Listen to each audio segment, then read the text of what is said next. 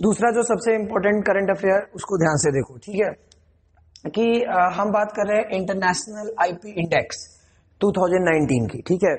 देखो international IP index is published by US chamber of commerce. इसको कौन publish करता है? यूएस चैम्बर ऑफ कॉमर्स, ठीक है।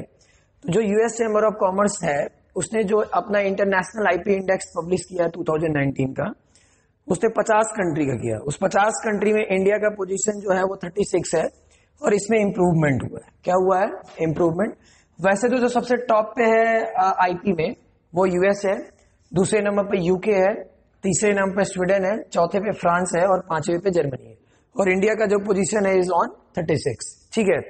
तो according to US chamber of commerce, ठीक है, इंडिया ने अपने आईपी में मतलब अपने इंटेलेक्चुअल प्रॉपर्टी में इंप्रूवमेंट लाया है, ठीक है। ये अच्छी बात है हमारे देश के लिए। क्यों अच्छी बात है? क्योंकि अगर किसी भी कंट्री में इनोवेशन होता है, क्योंकि आईपी का मतलब होता है इंटेलेक्चुअल प्रॉपर्टी। इंटेलेक्चुअल प्रॉपर्टी मतलब कि आपके कंट्री में इनोवेशन हो रहा है, रिसर्च हो रहे हैं, ज्यादा हो रहा है। और अगर आपकी कंट्री में रिसर्च ज्यादा हो रहे हैं, इनोवेशन ज्यादा हो रहे हैं, तो सिंपल सी बात है कि आपकी कंट्री में जो आपका रिसर्च होगा और आपका जो इनोवेशन होगा वो आपकी कंट्री के डेवलपमेंट के लिए क्या होगा? अच्छा होगा। अच्छा, ऐसा क्यों हुआ? What is the reason behind that? कि भाई हमारा इंप्रूवमेंट क्यों हुआ क्या बोलते हैं इंटेलेक्चुअल प्रॉपर्टी में? वो इस वजह से हुआ क्योंकि भारत ने क्या बोलते हैं जो भी एसेशन किया है, जो भी एसेशन किया वो एसेशन किया है WIPO से, जिसका फुल फॉर्म होता है world intellectual property organisation. World intellectual property organisation का जो हेडक्वार्टर है लोकेटेड इन जेनेवा। कहां पे लोकेटेड है? जेनेवा में।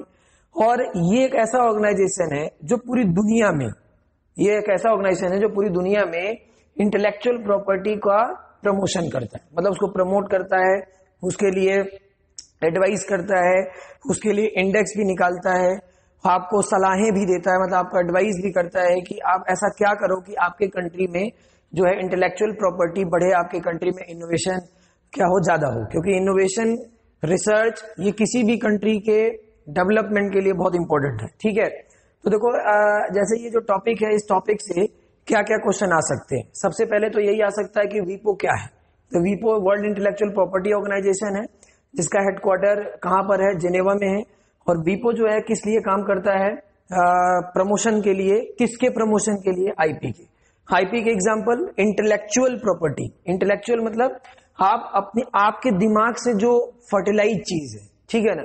जैसे आप मान लो कि आपने एक लैब में रिसर्च किया और आपने क्या बोलते हैं टीबी जैसी घातक बीमारी के लिए कोई एक दवा बनाई और आपने उस दवा का पेटेंट लाइफ डिसाइड कर लिया 4 साल। अब उस दवा में जो केमिकल आपने बनाए हैं वो तो आपने अपने रिसर्च से बनाए हैं, तो वो जो आपकी दिमाग की उपज है उसका जो पेटेंट लाइफ है वो 4 साल है। मतलब उस 4 साल तक उस जो क्या बोलते हैं केमिकल है उसका इस्तेमाल और कोई नहीं कर सकता, क्योंकि वो आपके खुद की इनोवेशन है।